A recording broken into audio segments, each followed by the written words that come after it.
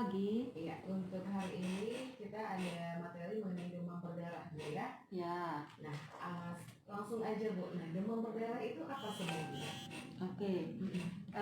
Sebelumnya karena kita pada biasanya sih ya bulan-bulan di akhir tahun, awal tahun karena musim hujan, jadi risiko untuk timbulnya demam berdarah itu besar. Nah, mengingatkan kembali mungkin ya masyarakat sudah tahu apa itu demam berdarah. Dan ini mereview kembali aja, mengingatkan bahwa kita perlu waspada di musim hujan ini tentang penyakit ini. Nah, tidak boleh lupa meskipun saat ini topik utama lagi hot-hotnya tentang COVID-19. Di review kembali, demam berdarah dengue atau DBD biasa kita kenal merupakan penyakit infeksi yang disebabkan oleh virus, sama dengan corona juga.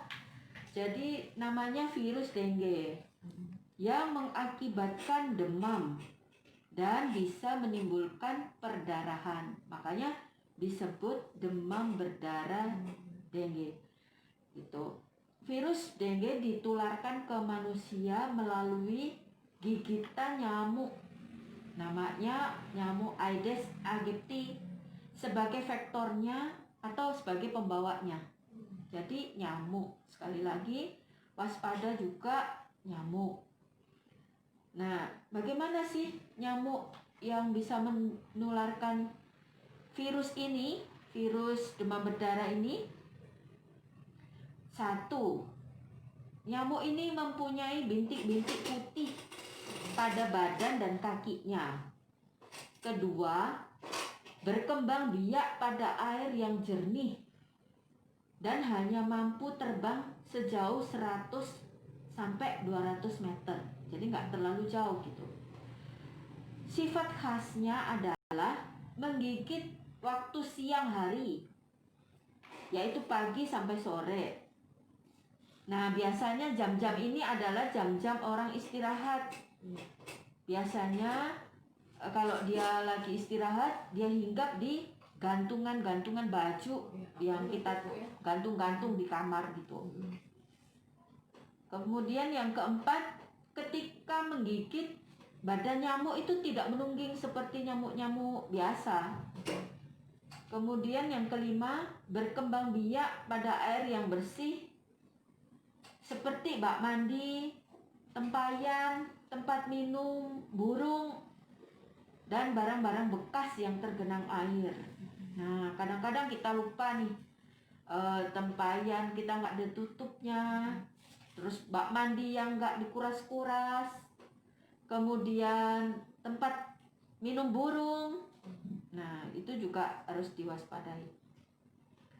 Kemudian setelah virus masuk ke dalam tubuh seseorang, terlebih virus akan berkembang biak di dalam kelenjar getah bening. Jadi kadang-kadang ada benjolan di leher, kemudian di ketiak, di selangkangan, itu bisa. Itu kelenjar-kelenjar getah beningnya yang membesar.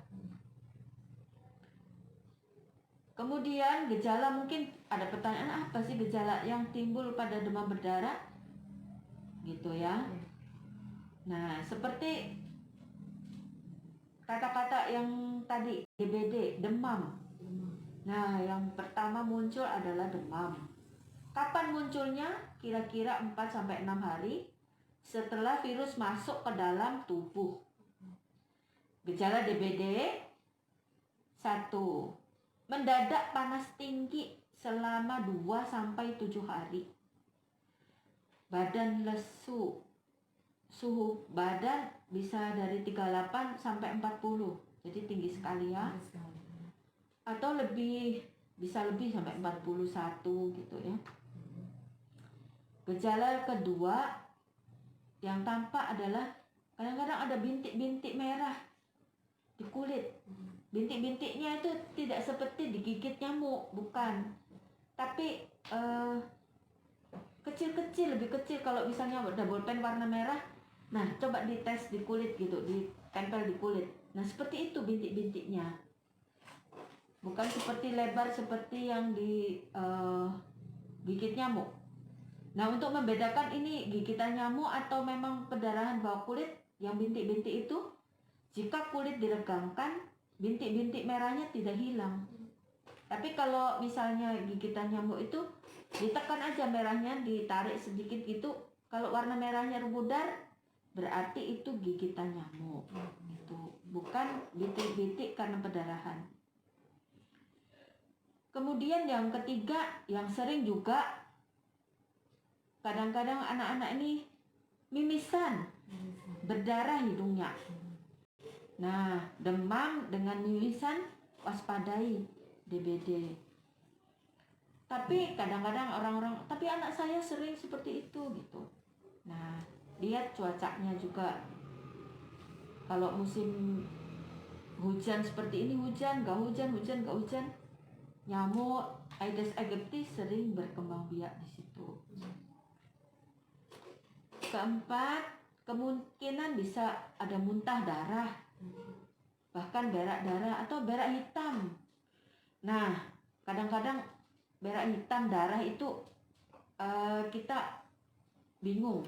Berak darah yang bagaimana? Yang hitam seperti petis, konsistensinya lembek gitu. Kemudian baunya khas, agak amis-amis. Kalau itu kita waspada bahwa itu ada perdarahan di lambungnya.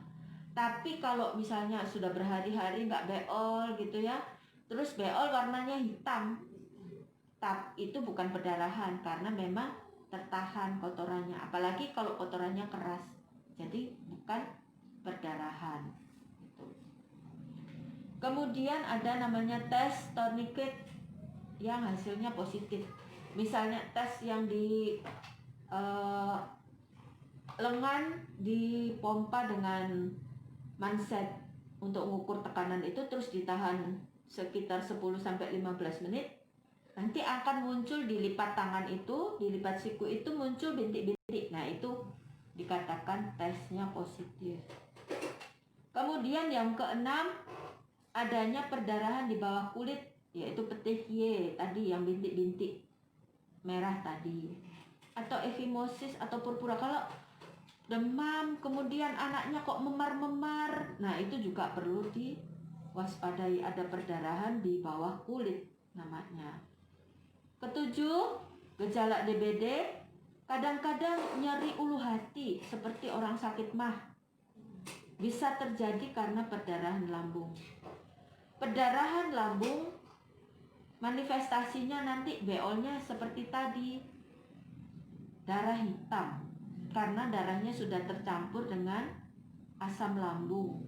Jadi konsistensinya lembek seperti petis persis, dan baunya khas sekali, amis karena darah nanti baunya jadi amis gitu.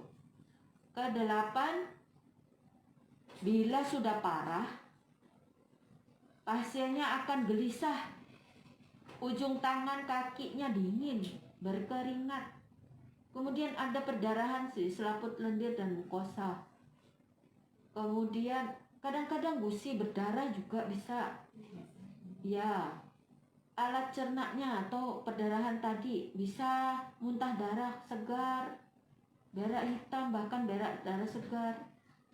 Di tempat suntikan bisa memar, itu ya, banyak darahnya. Nah, kemudian yang ke-9, tes trombositnya, pemeriksaan trombositnya turun di bawah 100.000, disebut trombositopenia. Itu tadi gejala-gejala DBD. Ya. Kemudian, nah biasanya itu muncul di sekitar 2-7 hari. Nah, perlu diwaspadai oleh kita semua masyarakat bahwa DBD juga memiliki masa kritis yang harus tetap kita waspada, terutama orang tua. Demam pada hari ketiga sampai hari ketujuh, di situ kita perlu memperhatikan anak benar-benar. Kalau itu pada anak-anak, di mana suhu tubuh akan turun. Nah, bukan berarti suhu tubuh turun dia sembuh gitu. Karena nanti gejalanya itu seperti pelana kuda. Naik, kemudian turun, naik lagi. Gitu. Jadi kalau anak sudah turun, tetap diistirahatkan aja. Suhunya turun bukan berarti dia sembuh ya. Diistirahatkan tetap. Oleh karena itu perlu diperhatikan apakah ada tanda-tanda bahaya. Nah, ini tanda bahayanya. Sakit perut yang sangat. Kemudian muntah terus-menerus. Kalau sudah muntah terus-menerus, hati-hati dehidrasi karena minum, muntah, makan, muntah, obat nggak bisa masuk gitu ya. Kemudian gusi berdarah, harus dicek nih. Orang tua, ibu, bapak juga harus cek mulut anaknya. Kemudian ada muntah darah. Nafasnya diperhatikan. Memang saat anak dengan panas sampai 40, nafasnya akan cepat. Tapi juga harus dilihat anaknya gelisah enggak? Ada penurunan kesadaran enggak? Nah, gimana ngetes penurunan kesadaran? Kadang-kadang anaknya harusnya lincah, tiba-tiba pendiam, terus ngantuan. Nah, itu dibanguni susah, anaknya jadi lemas. Nah, itu perlu diperhatikan. Oh iya, satu lagi yang perlu kita perhatikan yang mudah sekali masyarakat pantau adalah kalau dehidrasi. Tanda dehidrasi yang bisa ibu atau bapak perhatikan, kalau anaknya nangis, biasanya air matanya keluar, berkurang air matanya. Atau kencing, loh kok sudah berjam-jam tidak kencing ya, itu sudah harus diperhatikan. Kemudian dicubit, bukan cubit keras gitu, cuman mau kita lihat ditarik lah dinding perutnya, ditarik gitu. Kalau lambat kembalinya berarti dia dehidrasi. Kalau dia cepat kembali itu berarti dia tidak dehidrasi. Jadi itu yang perlu diperhatikan. Dehidrasi itu kekurangan cairan. Yang paling mudah diperhatikan kencingnya. Nah, kalau biasanya sehari anak ini ganti diapers atau popok, oh dia bisa ganti 2-3 kali. Kenapa ini sampai sore nggak ganti-ganti? Kok nggak penuh-penuh diapersnya gitu, atau popoknya? Nah, itu juga perlu kita waspadai. Ketika demam berdarah ini dicurigai, maka pasien harus dilarikan ke UGD rumah sakit terdekat. Bila ada gejala-gejala kritis tadi, bisa berpotensi menyebabkan bocornya plasma darah. Plasma itu kalau kita luka, ada cairan warna bening, itu namanya plasma darah, yang bisa menyebabkan anak shock. Jadi shock itu tensinya atau tekanan darahnya nggak terukur, nadinya nggak teraba. Raba nadi nggak ketemu, nadinya nih nggak kerasa, itu juga sudah. Atau nih ujung kaki dan tangannya dingin, itu bisa diketahui oleh orang tua. Kemudian perdarahan hebat, nah juga bisa muntah darah, berak darah, itu tadi. Kemudian bisa terjadi gangguan organ berat, bisa jadi gagal ginjal anaknya, bisa jadi gagal jantung juga. Itu tadi yang gejala-gejala atau tanda-tanda yang perlu kita waspadai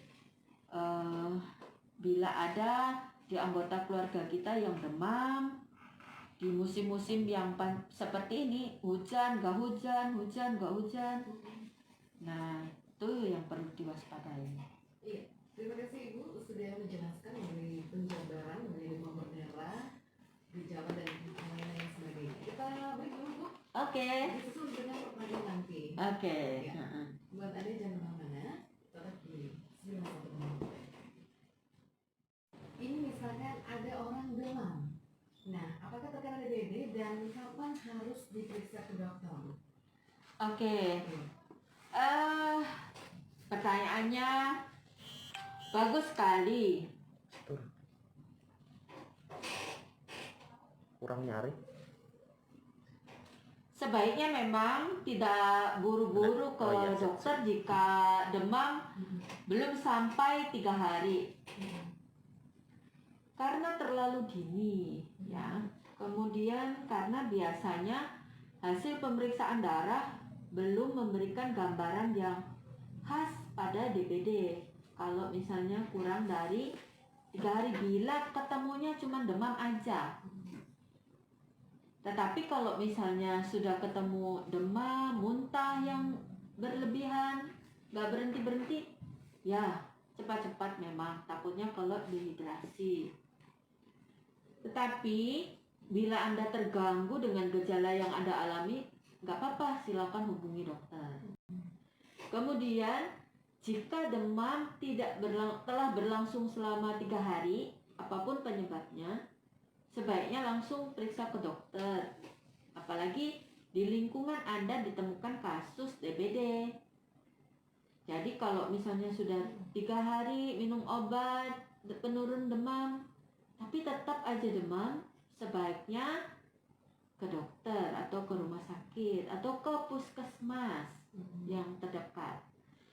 Kemudian pasien demam tinggi yang mendadak terus-menerus selama 3 hari dan dicurigai DBD. Jika terdapat gejala kegawat daruratan yang tadi, muntah terus kemudian ada perdarahan hebat banyak, segera ke UGD. Tengah malam pun UGD itu buka di rumah sakit, ya. Itu tadi yang perlu kita mengetahui bila mana kita atau kapan kita harus periksakan diri ke dokter atau ke rumah sakit atau ke puskesmas. Itu Mbak. Bu dokter, apakah anak gitu ya lebih berisiko terkena DBD?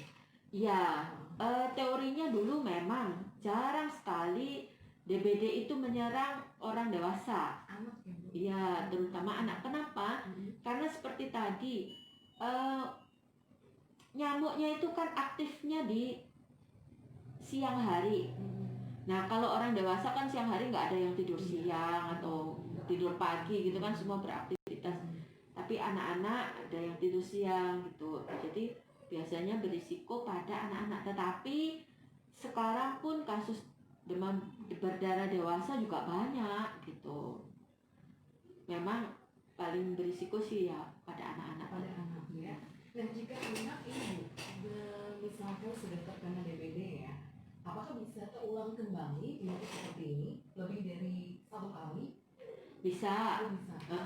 Bisa karena memang kekebalan yang timbul juga tidak permanen gitu. Kemudian bisa kena lagi dengan strain yang berbeda.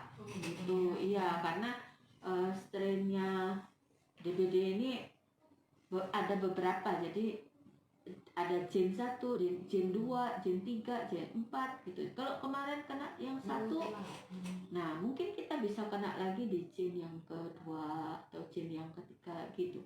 Jadi tetap yang sebelumnya memang ada beberapa gen yang lebih berat gitu. Tetapi biasanya karena sudah pernah kena, nah itu sudah ada kekebalan atau antibodinya, jadi berikutnya akan lebih ringan. Oke, langsung Bu, dokter, pertolongan pertama tentunya bisa diberikan pada penderita DBD itu apa? Iya, bila kita ketemu atau ada keluarga kita atau anak kita yang kedapatan demam gitu ya, ada beberapa hal yang bisa dilakukan sebagai bentuk pertolongan pertama pada penderita DBD. Beri minum sebanyak mungkin. Minum hangat, jangan minum dingin. Kemudian kompres agar panasnya turun. Kompresnya jangan pakai alkohol, karena kalau alkohol itu bisa diserap kulit. Nah, alkoholnya masuk ke kulit atau menguap, kemudian yang sisa air. Nah, sebaiknya pakai air biasa aja. boleh air hangat. Itu. Dikompresnya di mana? Di tempat-tempat yang memiliki pembuluh darah besar. Misalnya di leher, itu kan ada leher sebelah kanan kiri itu ada pembuluh darah besar. Kemudian di ubun-ubun, kemudian di ketiak, kemudian di selakangan, itu pembuluh darahnya yang besar-besar. Harapannya kalau dikompres di situ kita menurunkan cepat regulasi suhu yang ada di tubuhnya. Kemudian memberikan obat penurun panas, ya.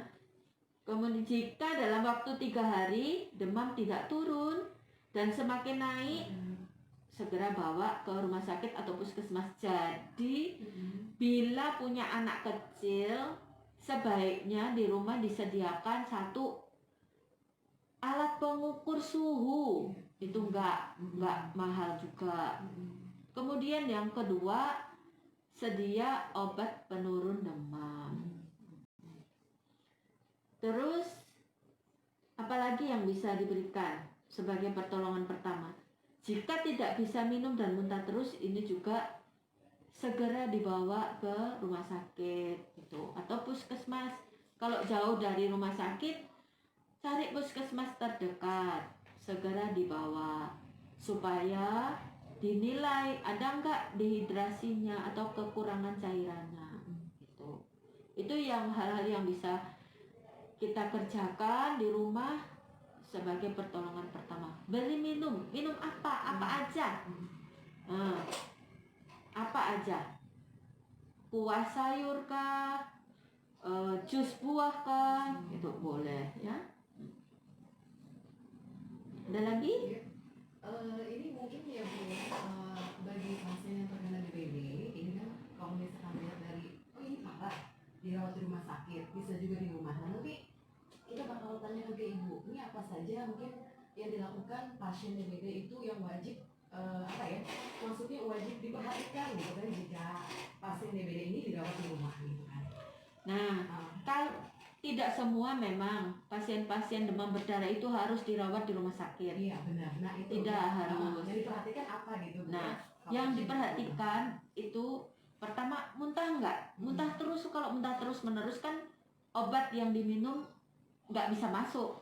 Nah, tidak akan ada reaksinya. Kemudian yang kedua, lihat kesadaran anaknya. Kenapa anaknya biasanya aktif kok tambah lama tambah berkurang aktivitasnya, kok ngantuan, tidur terus. Kita akan melihat perubahan-perubahan fisik pada anak itu. Kenapa dia semakin lemah, kayak gitu. Nah, itu dibawa aja. Gitu. Itu tandanya sudah mulai ada penurunan kesadaran. Yang ketiga, Anda bisa cek kaki tangannya. Kenapa anaknya sudah nggak demam tapi kaki tangannya dingin. Nah, itu juga tanda shock. Kalau bisa meraba nadi yang di pergelangan tangan, itu juga bisa kita raba nadinya. Kenapa nggak teraba? Nah, itu juga tanda shock juga. Nah, itu segera bawa ke UGD. Atau kenapa mimisan nggak habis-habis? Kemudian atau gusi berdarah terus. Nah, itu juga dibawa aja. Takutnya kalau pas trombositnya sudah terlalu turun gitu. Ya, untuk ibu menyusui itu mungkin ada efek sendiri, apakah ada penularan untuk bayinya nanti? Nah, kita ingat untuk ibu yang menyusui, misalnya ada, iya, ibu menyusui DBD. Iya. Bagaimana dengan anaknya? Gitu. Baiknya. Apakah anaknya akan DBD? Ya, nggak tentu juga. Karena penularannya sekali lagi dari nyamuk. Kalau ibunya DBD, kemudian ada nyamuknya, bisa tertular. Tetapi bukan tertular dari susunya, gitu, asinya, atau ibunya ngomong atau dari percikan air ludah, enggak. Tapi ada faktornya, ada pembawanya, ada nyamuknya. Nyamuknya gigit ibunya, gigit lagi ke anaknya. Nah, itu bisa anaknya dari si ibu ya? Bukan dari si ibu. gitu. Ya, masih ada lagi pertanyaan yang bakal kita tanyakan ya untuk Ibu Dr. Erni. Ini menarik sekali untuk tema kita hari ini ya Bu ya. Oke. Dan kita break dulu untuk lagu berikut ini. Langsung dicuci aja. Kemudian bisa juga berkelompok. Misalnya rame-rame nih kerja bakti. Nah, bersih-bersih. Kemudian bisa juga diberikan abatesasi, pemberian bubuk abate ke dalam bak penampungan. Misalnya kalau di sini ada orang yang masih simpan air hujan di penampungan, minta abate ke puskesmas. Nah, abatesasi. Kemudian itu tujuannya untuk membunuh jentik. Kalau sudah ada jentik-jentiknya, dibunuh dengan abate. Bisa dikonsumsi ke airnya, bisa, nggak apa-apa, aman aja. Iya. Kemudian yang ketiga baru fogging atau pengasapan. Bukan langsung nanti kalau ada fogging. Dilakukan fogging tapi tidak ada PSN, tidak ada gunanya gitu. Kalau pengasapan itu untuk membunuh nyamuk dewasa. Nah, hanya nyamuk dewasanya. Iya, betul. Sarangnya kalau nggak dibuang, tidak disirnakan, timbul lagi nantinya nyamuk dewasanya. Sasarannya harus setiap sudut lingkungan. Iya, betul. Iya. Kemudian kapan sih fogging ini dilaksanakan? Memang ada aturannya, nggak setiap ada kasus fogging gitu, nggak bisa. Jadi ada aturannya. Misalnya bila ada kasus dengan 2 atau lebih penderita yang positif, ditemukan 3 penderita demam dalam radius 100 meter dari tempat tinggal penderita positif. Jadi misalnya dalam satu rumah ini positif DBD. Nah, sekitarnya 100 meter harus di fogging juga gitu. 100 sampai 200 meter. Kemudian bila ada 1 pasien DBD yang meninggal, nah sekitar rumahnya harus di fogging. Ya, itu aturannya. Kemudian melakukan sistem kewaspadaan dini. Ini kerjasama antara rumah sakit dengan puskesmas atau dinas kesehatan. Misalnya pasien ternyata baru ketahuan DBD di rumah sakit. Nah, rumah sakit nanti akan menginfokan, memberitahu ke dinas. Nah, dinas akan melacak di mana alamat dia. Nah, nanti puskesmas yang akan bergerak. Begitu. Itu beberapa yang bisa kita kerjakan untuk mencegah DBD. Bisa dilakukan Bu ya. Iya. Nah, satu lagi pertanyaan dari saya Bu. Tadi kalau melihat dari gejalanya di sini kan ada penurunan trombosit Bu ya. Iya. Nah, apakah ada makanan yang baik nih pastinya ya untuk penderita demam berdarah ini? Yang dikonsumsi gitu Bu. Iya. Kita kembali lagi, penyebabnya adalah virus. Nah, virus itu kalau daya tahan tubuhnya bagus, dia akan sembuh sendiri memang, seperti flu gitu. Tetapi memang ada beberapa yang bagaimana menaikkan trombosit. Memang sih ini secara empirik ya, artinya itu pengalaman orang, pengalaman. Iya. Belum ada bukti klinisnya atau penelitian resmi yang bisa dikeluarkan. Misalnya konsumsi jambu biji warna merah. Iya. Betul, itu juga bisa gitu. Secara empiris memang pengalaman orang, tapi penelitian secara farmakologi belum ada sih ya. Gitu. Kalau madu kurma biasanya ada juga. Nah, juga kan seperti itu Bu ya. Itu juga masuk dalam penelitian atau belum? Memang nggak ada penelitiannya, tapi pengalaman, tapi nggak ada salahnya dicoba. Betul. Tidak hanya obat tapi kayak herbal. Betul, nggak apa-apa juga. Ya itu namanya obat herbal namanya. Nggak apa-apa dicoba, kan nggak ada efek samping yang lain. Oke. Ya, Ibu Eni, sebelum kita tutup, apa ada yang mungkin Ibu sampaikan untuk terakhir acara kita mengenai demam berdarah untuk masyarakat Kota Kuala Kapus, bisa disampaikan? Oke. Nah, pesan akhirnya adalah ayo dah PSN. Nah, karena kita kadang lagi rame-ramenya corona, semua pakai masker, Bener. tapi sarang nyamuknya nggak ada yang memberantas. Jadi jangan membebani lagi Iya. pemerintah ini atau rumah sakit dengan DBD, karena sekarang corona masih banyak. Terus kemudian nanti DBD-nya blow up lagi, nggak ada tempat lagi nantinya. Jadi belum selesai. ada betul. lagi. Jadi pesannya, ayo kita berantas sarang nyamuknya. Kemudian hidup sehat, banyak makan sayur, buah, minum yang cukup, minum hangat ya, jangan minum dingin ya, gitu. Iya, Bener. itu aja Iya. pesannya. Terima kasih Ibu Erni atas kedatangannya di RSPD. Terima kasih. Menyampaikan mengenai materi kita demam berdarah. Mohon maaf jika ada salah kata dan Saya juga mohon Iya. maaf kalau ada salah-salah kata. Iya, sama-sama Bu ya, dan ketemu lagi di lain kesempatan. Terima kasih. Bu. Iya. Selamat pagi. Selamat pagi. Iya.